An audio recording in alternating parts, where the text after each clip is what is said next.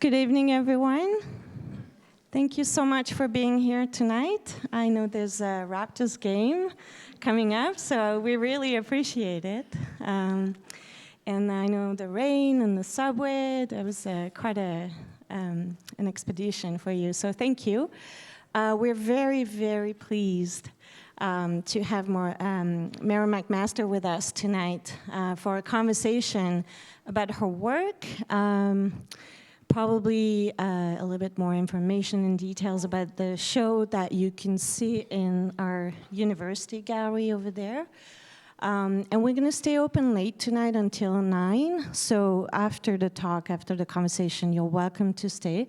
We'll do a bit of a cleanup, but you're absolutely welcome to see our exhibitions. Behind you in the main gallery, we have the Scotiabank Photography Award winner, Morel. Morel won the prize last year, and so we have her retrospective on view. Also, she made a video on the screens in what we call our colonnade, which is this hallway over there, so you're also welcome to stay for that. And then we have Adrian Raymer in this student gallery, and it's also quite a beautiful exhibition. So thank you again for being here. I think we are going to start a couple of things. If you wouldn't mind turning your phones off so we are not interrupted. We're being recorded because we archive all of our public programs, talks, and conversations on our website, so you can have access. So invite your friends to go watch the program afterwards. So we're going to have approximately 45 minutes of a conversation that will open to the floor. So you're welcome to ask a question.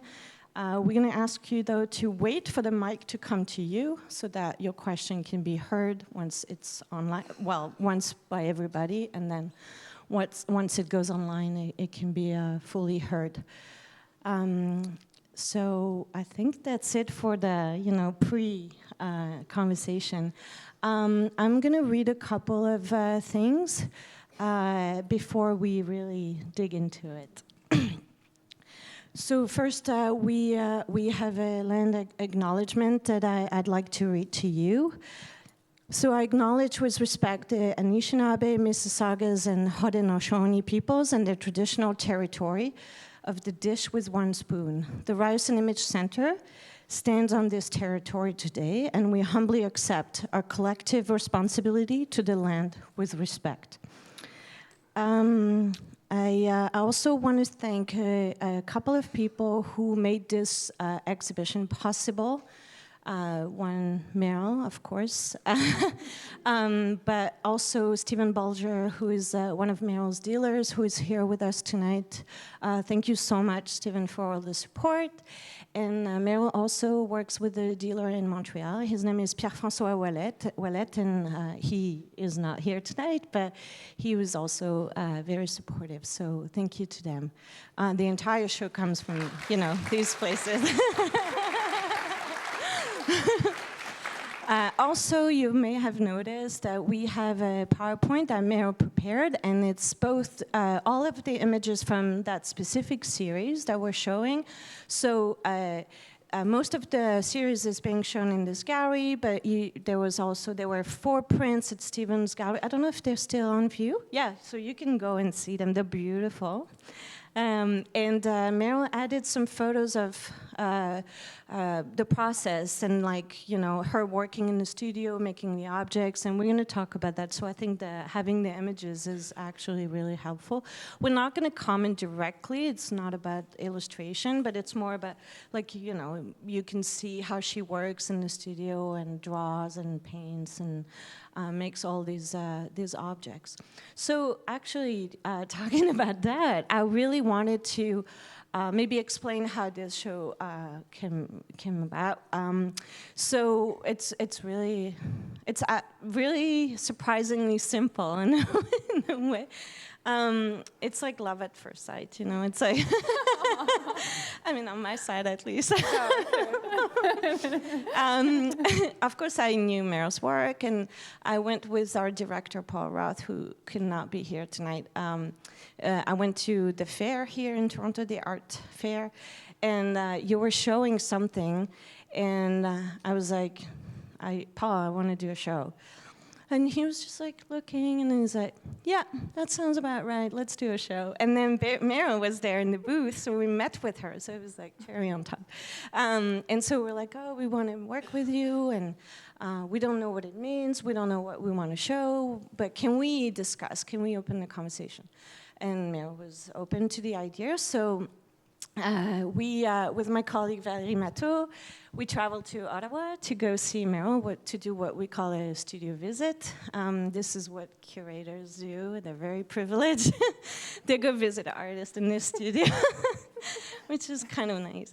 And so we visited Meryl, and you had just started to work on this project, so it was really the beginning, like a couple of drawings, if I remember correctly, were pinned up on the wall. Yeah. It was really the beginning of the project. Yeah. You didn't really know what it was gonna be in the end, or you had kind of an idea that you wanted to travel to specific places and working with props again. I think that was pretty clear, but the rest was still very much in the air. Yeah. So do you want to talk about that? You know, from the idea to the actual conception of an exhibition of the prints, and then an exhibition. What is the process? How does it work for you? Yeah. So, I'm glad it's working. Yeah. So I guess my process. I think, like many artists, like you go. Takes a couple of years to kind of develop your ideas and to create the works that eventually you hope to show to the world. And so I guess this whole project, As Immense of the Sky, was about 2.5 years kind of in the making, really from like the beginning aspects of the seeds of the ideas that I had to finally photographing them and having them on the walls. And I go through, kind of a lengthy process of thinking of my concepts and doing very, simple rudimentary sketches and reading and collecting of materials. So when Gaëlle and Valérie came, I had. My ideas were kind of in motion, but I hadn't actually started making anything yet. So I had drawings pinned up on the wall, and that was like 1.5 years ago, I guess, maybe at that stage that you guys came. And so as I was saying I'm always constantly, kind of observing the world around me. I'm not a photographer that carries my camera on my hip all the time. I'm more of the photographer that carries my notebook, I guess you could say. My ideas are come from all sorts of different places. There's not kind of a rhyme or rhythm to how I get inspired. My husband can attest that many a times we'll be driving in a car and I'm just daydreaming out the window, and suddenly I'm like, oh my God. And then he's like, what, something wrong? And I'm just like, no, I have an idea. And then it's like grabbing my little notebook and scribbling something down, whether it's a little sketch or a note, And, looking, I get inspiration from, looking at materials. So whether that's going through secondhand stores or even Home Depot hardware stores, I've been known to, when people put, their garbage on the side of the street, I've, kind of rummaged through things, and like I got from a earlier body work, I found a really large canoe that was, no longer usable, but we carried it back home with us and kept it, and I didn't know what I was going to do with it, and it was in the backyard for a little bit, and suddenly I kind of came up with the idea. But and yeah. So there's an organic process, Yeah. kind of, or it's part of your daily life. You're constantly looking and thinking, maybe of a Yeah. And then there's an organic process, like looking at the window. Yeah, Driving with daydreaming's a your big husband. thing. Yeah, I think as you see in my works, there's this like story-like, dreamlike kind of nature to it, to my images, and I think that's just, maybe I've kept that bit of like, curiosity and kind of dreamlike nature to thinking and my creativity, and that obviously I think comes through in my work. But yeah. And the other question is connected to this. I was wondering, do you have, so that's one part of the inspiration, like how it comes to you, basically by living your life. And, but do you do research? Do you look for more information? Do you have any resources that you use? Any, books, films, visual resources that you look through? People, you meet elders, you meet community leaders. I guess you talk to them and they probably teach you things that you don't know. How does it work for you, that part of the process? Yeah, I mean, oh my gosh, all those things kind of come into, part of the idea making. As I said, I wasn't, I'm not inspired by just one aspect from all sorts of different places and different arts. So these kind of beginning ideas that I kind of get flashes of once I start thinking about, and a lot of times I don't know what they mean. I think with a lot of artists, like you don't know what they mean when they come to you. They're just like this interesting idea or just an image, and then as kind of the research and things that I'm thinking of and reading, that comes into play into kind of building the layers of what the image then eventually becomes. And so, for this project, for example, I mean, the costumes were a big part of it, but also the landscape was a large part of the ideas and the images as well. So as I was thinking about the costumes, I was also thinking about the landscape and the history behind them and what the stories that they told, how they could also be combined into the making process of all these objects and garments. So that's how a bit of my practice has shifted. In the past, maybe it was more about the kind of costumed elements and the performance elements and the natural landscape was the background, but it had a very, very personal connection to these places that I was photographing, and they were usually more closer in on me. Whereas this series, obviously there's more panoramic kind of works, and so the landscape with this definitely becomes big role another subject part of it. But yeah, I mean, especially with this project, I've always been connected to my Indigenous, my Cree community of Red Pheasant First Nation in Saskatchewan, but definitely more on a personal family kind of connection. And so this project really enabled me to meet new people, meet new mentors within Red Pheasant, but also within Poundmaker First Nation. Floyd Favel, who's an Indigenous playwright, was a big part of teaching me stories and within this body of work. So, and when you get to the place that you want to use in your images, do you have a clear idea of the pose or how you want to set up the whole thing, or is it more like kind of, again, organic kind of improvisation, you looking and thinking about it and then it happens? Yeah, it's I guess a mix of kind of both. As I said, I have these sketches, and I don't do storyboarding, so I don't plan out, I guess, how I'm going to be planning up all the steps of how I'm going to be moving, how I'm going to be within the landscape. A lot of that is up to kind of the spontaneity of the moment, and because it's really hard to create these different places within my studio space. So, ahead of time, I'll try on the different elements of the costume while I'm working on things, but nothing really prepares me for what it's going to be like when I have everything on, and I'm, thrust into, these different landscapes, and, I'm dealing with lots of challenging weather conditions. Especially, this series was photographed a lot on the prairies, so wind was a major, kind of hurdle to kind of work with. It creates beautiful effects, but it's very tricky with, I try to make the costumes as sturdy and prepared for all the elements as I can, but wind's very tricky.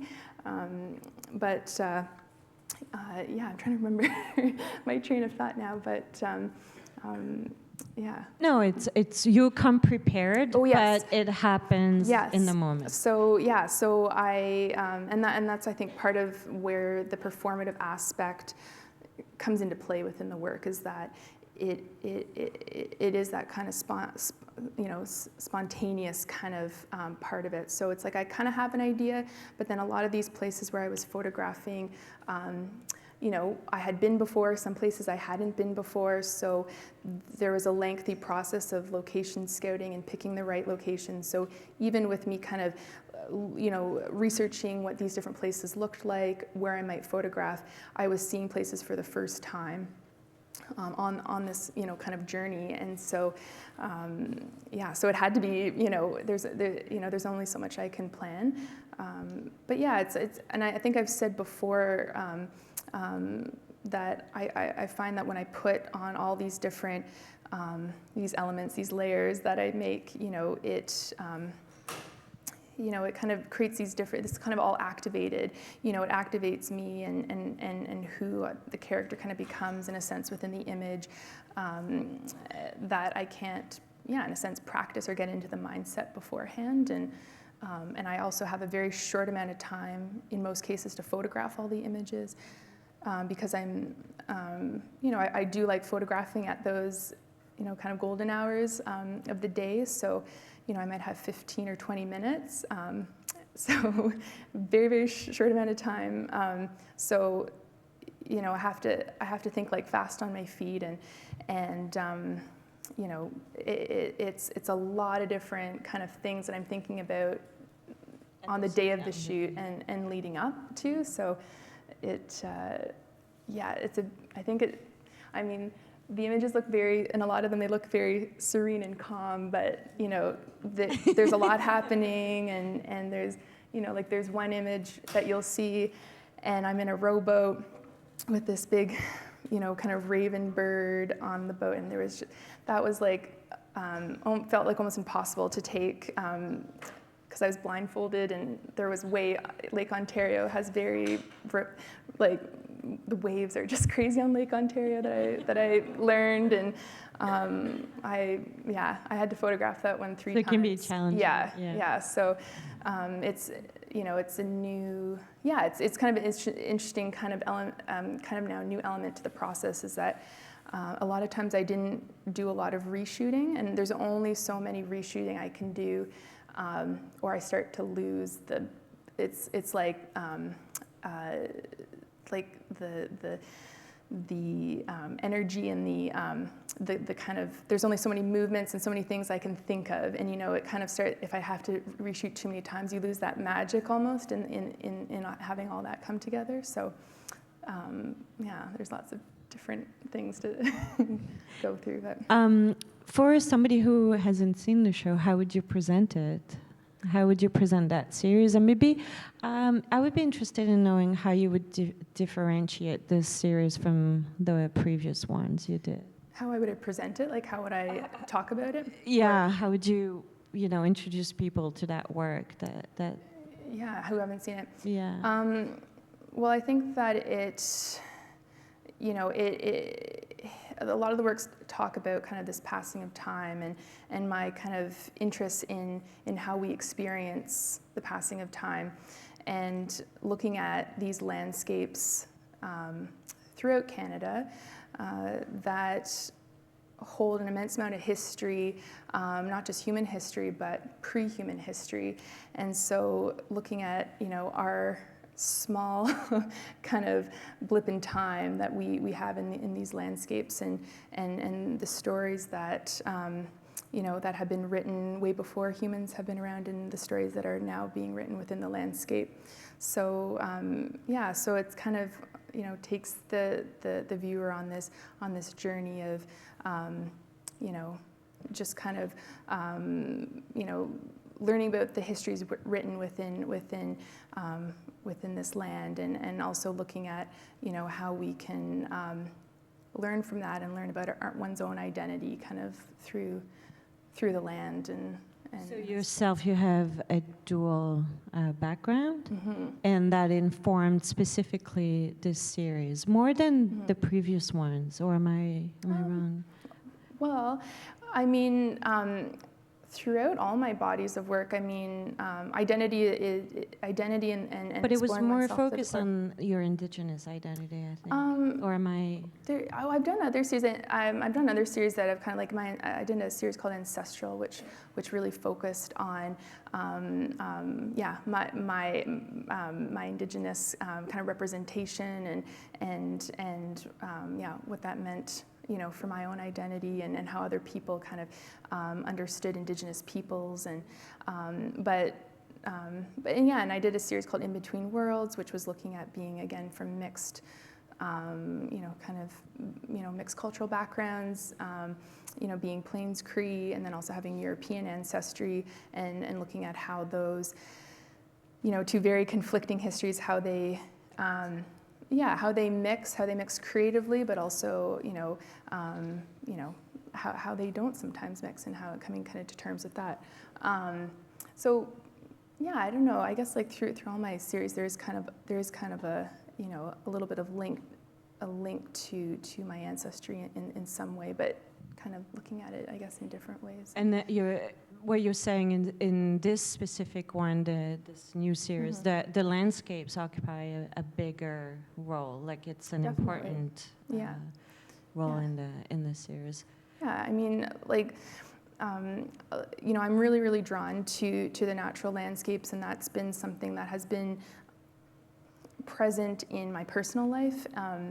It's a really big part of it. Some of my major, kind of, self-forming experiences happened when I was younger, and I had opportunities to do remote camping trips, and I've also done tree planting and outdoor guiding, and so a lot of my youth, and I know I'm still young, but a lot of my youth has been spent, my formative years, kind of exploring and working within the natural landscape, and I think that has informed my identity a lot, and so I think that it has then naturally just gravitated into my work, kind of in some way, whether it's kind of trying to recreate those moments where I feel maybe most myself, and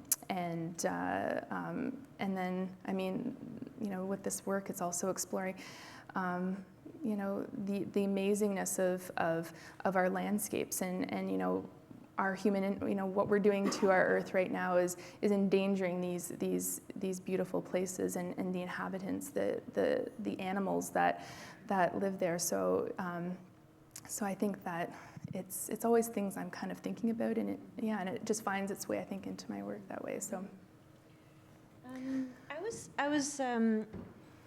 had a question for you. I don't know if it's easy to answer. I don't think so, but I'm always very interested in bodies of work that can combine art and politics in a very subtle way, and I think that's exactly what you are achieving with this series. Is there are layers, obviously, and I don't know if you have thought about that. If you have any comment on how, as an artist, with your identity, your background, your history, your lineage. Obviously, it's hard to forget the politics, I'm sure. But I think you've managed to find a way to talk about these sometimes difficult conversations. You were alluding to them. Is it something that was conscious, like you wanted to have kind of a political agenda also, but it's very subtle again, so I think that's where it becomes really interesting.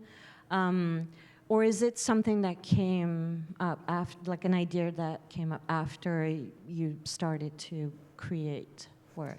Yeah, I mean, it's definitely when I'm thinking about my ideas, they don't start out, I guess, with a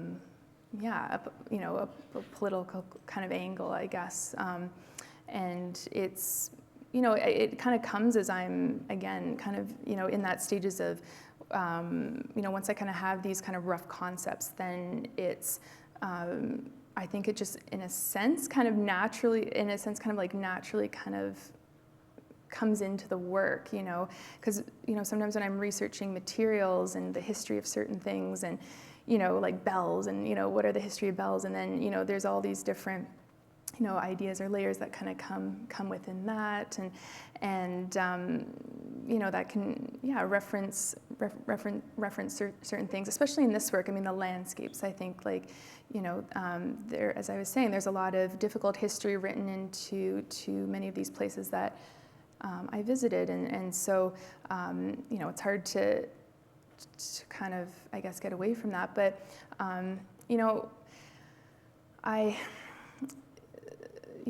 the reason, like, creating these kind of dream-like, kind of otherworldly kind of images, I mean, I feel like it's another way that people can enter the work. There is so much information and news that we experience on our day-to-day lives that it is hard. It's overwhelming to handle. It's hard to know what to do, how to make a change, and I definitely feel like that. And so I feel like, these kind of the images that I'm creating, it creates this, kind of, portal that people can kind of go on their own journey with, and whether or not, how far you kind of get, I guess, within the image is up to the viewer and one's own personal journey. But they're open to interpretation, I think, and yeah, and also it's interesting in the process of working on the show. We ask you, do you want to write anything? So we came up with the statement that is included in the gallery on a card, but also. I asked you at one point, do you want to comment on the images? Like, do you want to give information on the location? Do you want to be more specific about, why this specific location in that specific image? What are the costumes saying? What are they referring to? And you kind of took it sideways. You wrote poems, basically, poetic descriptions. And so you kind of you were like, yeah, I'll do it. But then you did it your own way, which is you didn't solve anything almost. It was great. It was the best. I was like, okay. It was just perfect. And then you gave us the information on a separate sheet for, our docents and amazing people working here. But I think it was a nice, I think it goes well with your work, is that this idea that you don't want to have like a clear message or at least like something that you're gonna assert too loud. It's always like, let's take it the subtle, nice, elegant way. The beautiful images, the poems. It's kind of like very. I think it's subtle. I can't find a better word for it. Yeah, I mean, I think, maybe, kind of attracting people to these, these kind of. I don't know, beautiful, maybe looking images, if you want to say that, like, you kind of attract people in, and yet, like, there's more behind that, and but yeah, I mean, with the text, I think I at first was a bit apprehensive because I wasn't sure. I mean, I haven't, you don't see many artists kind of having like a statement of like what the image means, and I think,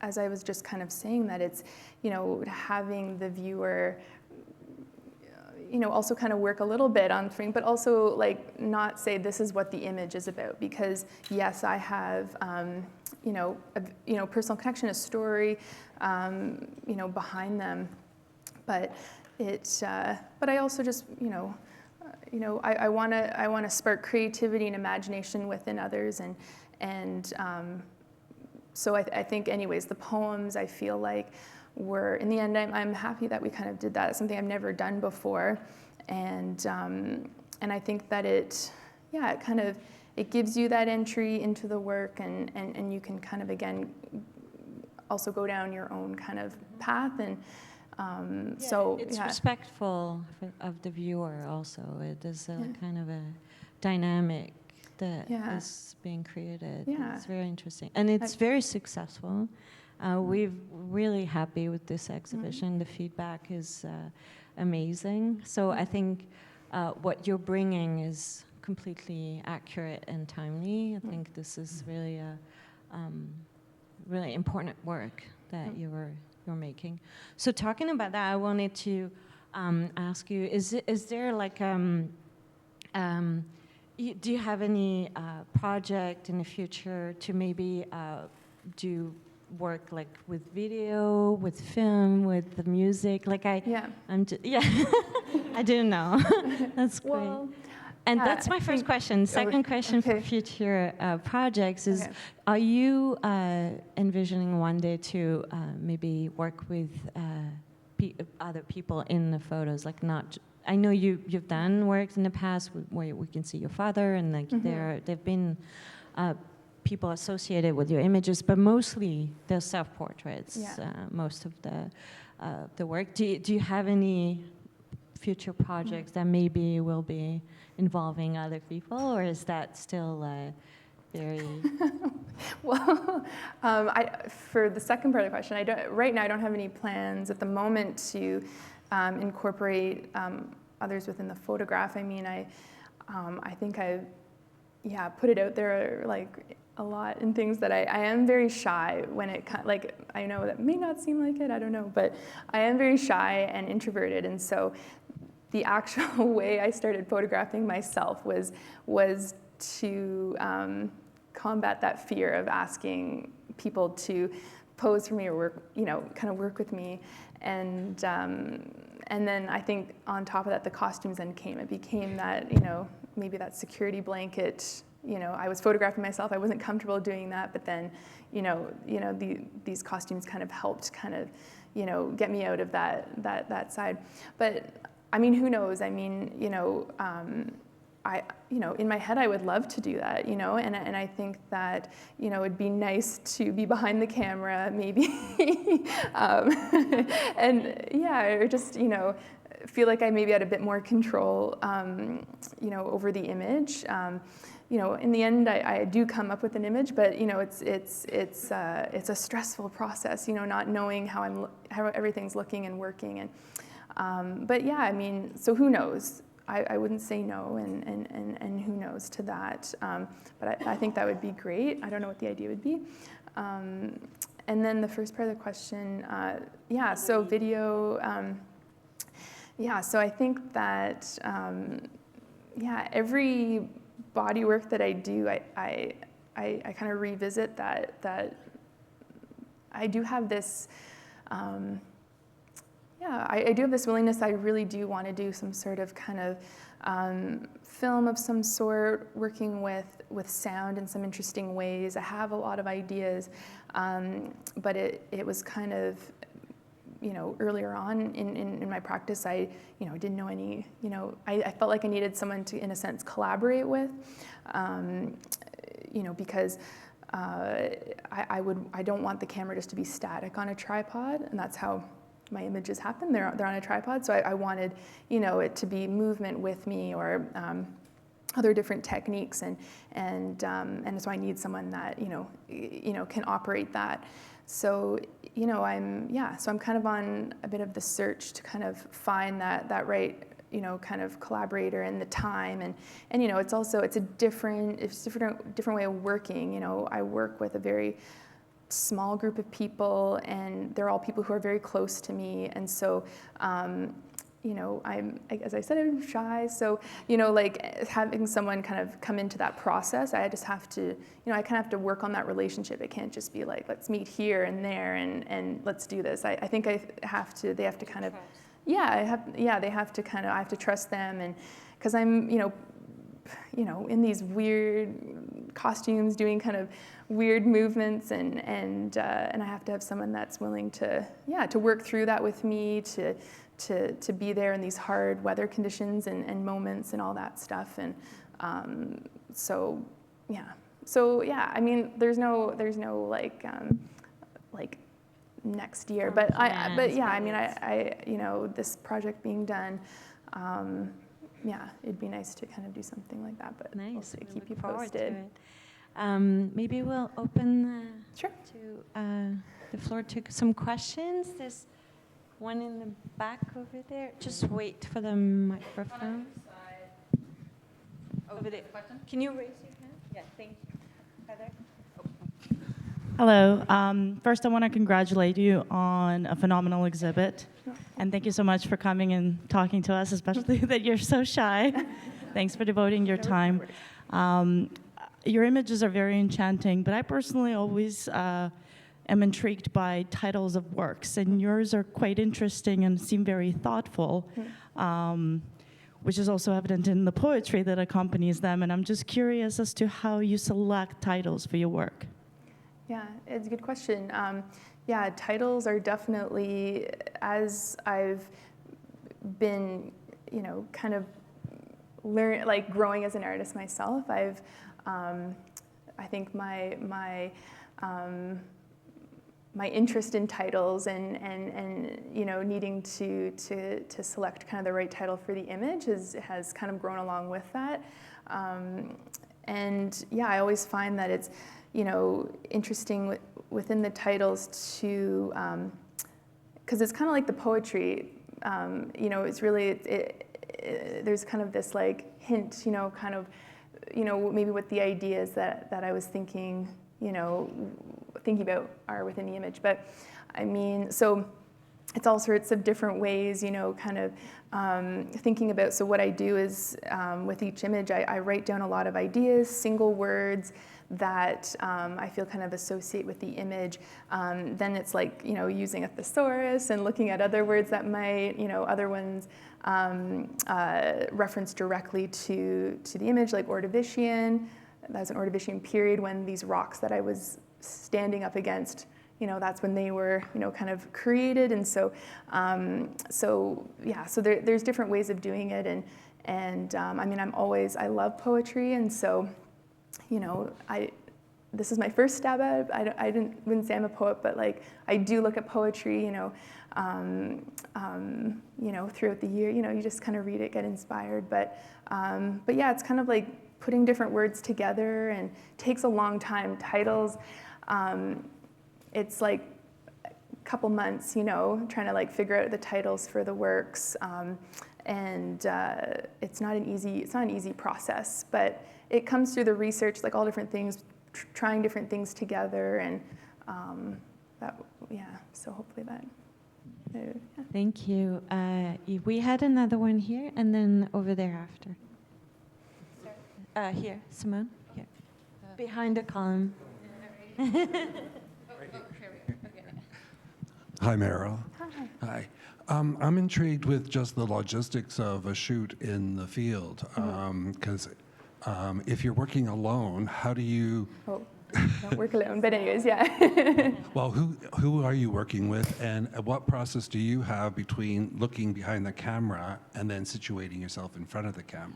Yeah, so well, it really depends. It's kind of like who's available in my close family, friend vicinity, who kind of helps out with things.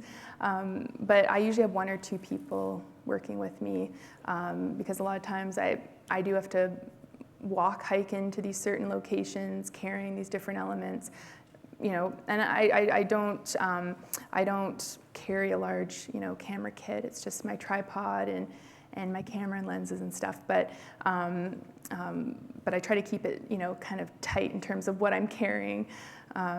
But yeah, it's like, the day, starts depending if I'm photographing early in the morning, maybe I'm up it depends, again, the time of year when the sun rises, but like you might be up at 4 or 5 o'clock in the morning. And, I kind of get half ready. Everything's packed the day before, like ready at the door, like kind of like a fireman, just like slip into your stuff and pull it on because you're just tired. But yeah, I'll have to, depending on what hair or, makeup I'm putting on, kind of get half ready, and then it's kind of driving to location, and sometimes that could be a half-hour drive, an hour, it could be 10 minutes, depending on how close I'm staying to that area.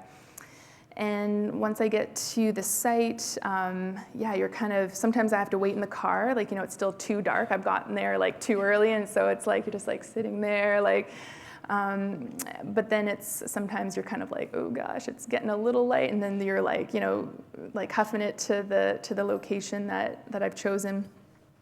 And then it's like I have a tarp. I set everything on a tarp so it didn't get wet, and set up my tripod and my camera, and I do, so whoever I'm working with, I get them to stand where I'm kind of thinking I'm going to have me stand, with one element of kind of the costume they're holding or wearing, and then it's like just figuring out the lighting and the framing and all that, and then once I feel like the light is where I want it to be, then it's like quickly I put everything on that I need to put on, get it in front of the camera.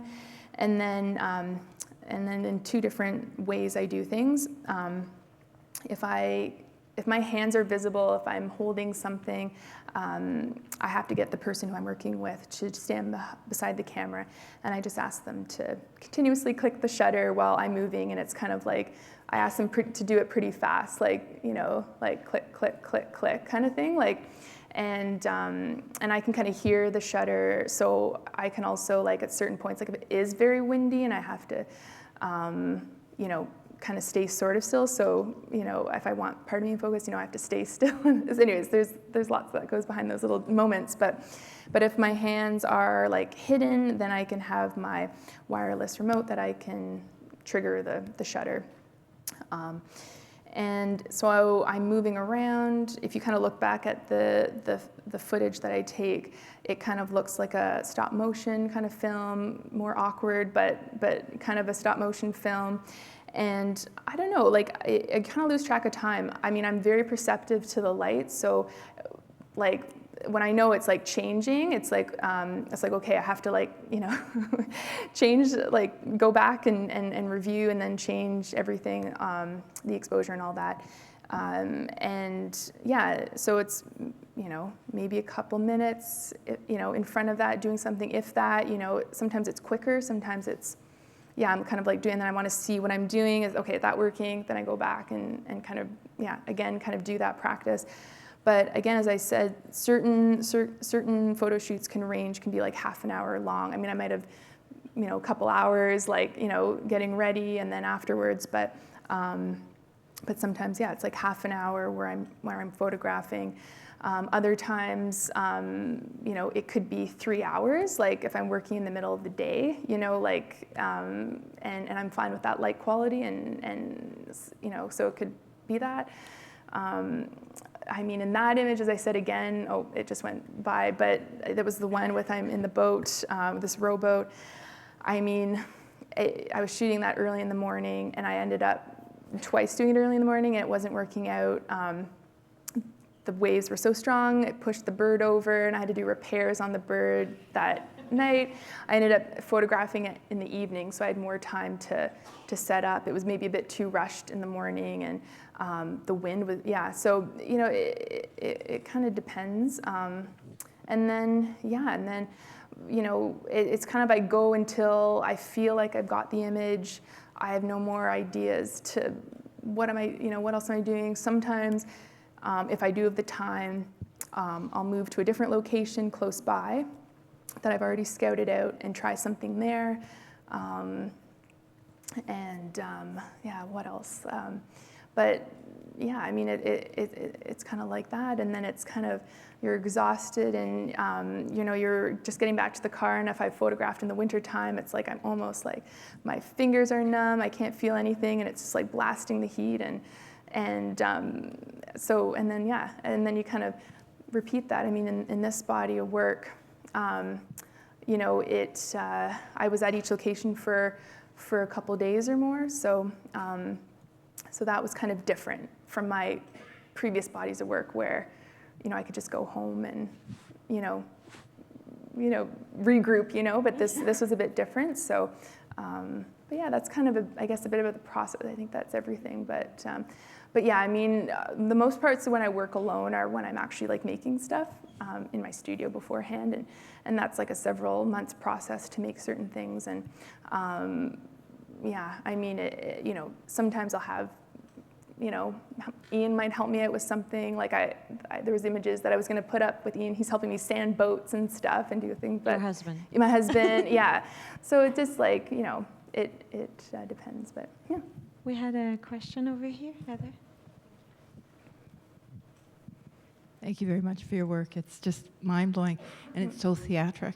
Oh. And so the central, no matter what the background is, your person in there as a character. And I'm wondering, because of theatrical components of it, if you inhabit a character or a character inhabits you when you're doing that, because there's huge storytelling. And I'm just curious how that comes about. Yeah. I mean, I guess it's like a bit of both, you know. I mean, it's kind of, you know, I'm working with all these different, you know, elements for a long time. So there's lots of time to kind of think about things and think about the mood that I want to kind of create within the image. But yeah, I mean, they're all different aspects of who I am. They're not me, but they're me. You know, I've called them different things over the years, like, yeah, characters or alter egos, or, you know, but they're definitely these kind of theatrical embodiments of myself and of my imagination and my kind of thought process. And it's, as I said, it's a very you know, self-portraiture and performance are, well, any art form, I mean, they're very hard, you know, mentally, physically processes to do. I mean, for me, I find, and so, you know, it's lots of different emotions that kind of go through the process for me, and you know, lots of highs and lots of kind of lows kind of come down from you know, doing all these, you know, different images and yeah, so it's so I think that it's maybe a bit of both. Like it's kind of hard to say. Like it kind of rides the line, I guess, of that. But yeah, there's definitely kind of coming down after doing an image or body work. It's, you know, it's yeah, it takes some time to kind of mentally recover, and there's, you know. So, but hopefully that answered your question. So, Thank yeah. you. Maybe we'll take a couple more questions. Sarah? Hi, Meryl. To echo everyone else, just an extraordinary body of work. I'm also amazed at that you're a sculptor. You're not just an incredible photographer. You know, you're also a sculptor. And like it occurs to me that you could just show these pieces as sculptures as well. Well, we tried. She said no. Well, maybe someday she'll say yes. But You have to say yes to me. yeah, I'm just really, you know, like, I mean, just looking at this bird, Like you know, the- whatever bird Yeah, box houses, yeah. conglomeration condo piece here. I mean, how do you come up with this stuff? It's amazing. Well, I don't know. It just like, you know, it's just in my head, I guess, you know. Like as I was saying, you know, before, like certain elements inspire me. Like, you know, I, you know, did see like these birdhouses. There was a couple birdhouses in the second-hand store I saw, and they were on these like I guess, well, I don't know. Yeah, they were like on these like, almost like, yeah, these staffs, I guess. There weren't staffs, but there was some decorative wood thing, and they were like perched up against, and I took a picture of it because I was like, oh, that's interesting. And then I was kind of thinking like, oh, it'd be interesting if I was like carrying this staff with like a bunch of these birdhouses, like covering it, and like, and then I was like, what would I make these birdhouses out of? And you know, I was picturing a lot, and so I was just, you know, looking. You know, a lot of times it's like looking around in my studio, what material do I have a lot of? And we just moved into this house, and we had all these like packing boxes, and I just thought like, you know, I'm on my Canada Council budget, and so, you know, cardboard boxes it is. So it's just like, you know, yeah. So that's kind of just like how that happened, and as I said, like everything takes a while because I feel like I'm not a sculptor, but that's very kind of you to say.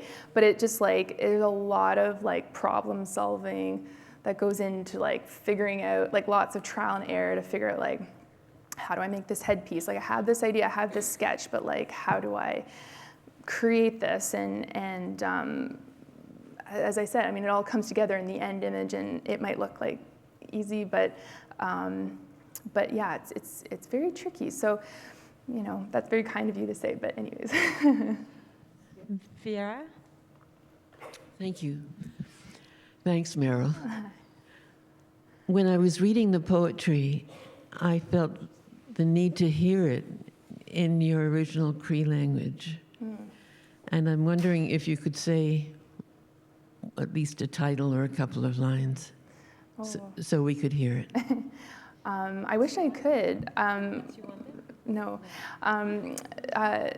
I'm actually in the process of learning Plains Cree, and so I'm a very new student to kind of speaking, and I'm very shy to say it in front of all you today. But yeah, I think it was really important. I love that I was able to incorporate Cree into the exhibition. It's kind of emotional, you know, to think about that all like coming together. But will you call me when you're ready? I will. But yeah, no, I'm learning, so I'll keep you posted. Another conversation in Plains Cree. I'm in trouble. Yes, yeah. Not with me. Yeah. Okay, one last question maybe, or two. Okay, in the back and here, and then maybe we'll call it a day. Thanks. I admire your courageousness of putting yourself out there and dressing up. And I was just wondering about some of your artistic influences, if you have any. Something that comes to mind is maybe Cindy Sherman, who likes to dress up in front of a camera. But I don't know if there are any others. I'd be interested to hear about them. Yeah, oh man, the list is long. And always in these situations, like artist talks, I'm like, I forget, like, But, oh yeah, Cindy Sherman, of course, like Frida Kahlo is like another one that I loved looking at, still do. Well, Rebecca Belmore, Nick Cave, Robert and Shauna Park Harrison, gosh, I mean, Man Ray, I'm blanking on like so many right now, but it's, yeah, I get like Akram Khan, sorry, I hit my mic. Akram Khan, he's a contemporary dancer, he's retired now, but you know, I get my inspiration from lots of different places. You know, I guess as you see, like, you know, sculpture, theater, photography. Yeah, my inspirations are broad. Music too? Yeah, definitely. I listen to Feist, like a lot of times, like Feist just gets me like into this, like, but yeah, I mean, lots of different, yeah. One here. Thank you. I really admire your work. It's wonderful. I do own a piece of your work. But I wanted to ask you, a lot of your work has birds in it, and a lot, for instance, the piece that's up there on the wall, but often they look like crows, especially the one in the boat. And I was wondering what how you feel. You must use that as a symbolism of something, and I wonder what it means to you, because I think it's so striking, and it must have a deep-rooted feeling. Yeah, I think that I definitely use birds a lot. I use all sorts of kind of references: crows, like starlings, ravens. The raven was actually with that rowboat one. Is more kind of directed to that bird. Also in this body of work, I introduced a new bird, an indigo bunting bird, which I introduced it into the body of work because I was looking at stories around the sky and the stars, basically. And so the indigo bunting is a bird that navigates using the stars. And there's lots of animals that do, and with our human footprint, with our light pollution, we're impacting a lot of these creatures' ability to navigate. But yeah, there's all sorts of the birds have been I've kind of drawn on lots of ideas from them. They kind of represent this messenger. They're always my companions. Kind of protectors or guides almost. The raven has, presence within Indigenous stories, being a cultural hero, bringing the sun back into the sky. So kind of within that boat image, with the rowboat, it has a lantern in its beak. And so that's like a subtle reference to kind of that story. Surprising. But yeah, so I'm probably forgetting a lot of my ideas right now, but yeah, there's lots of reasons, I kind of use birds, and they also represent this they're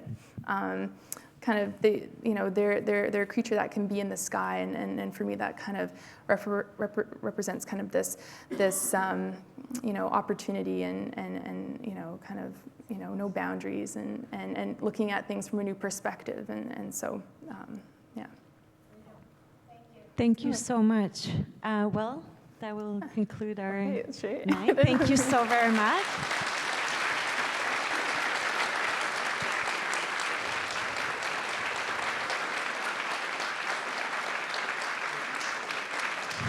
Thank you again for coming tonight. Just a reminder, we'll be open until 9, so if you want to have a chance to see the exhibition, it's totally possible tonight. Thank you again. Bye.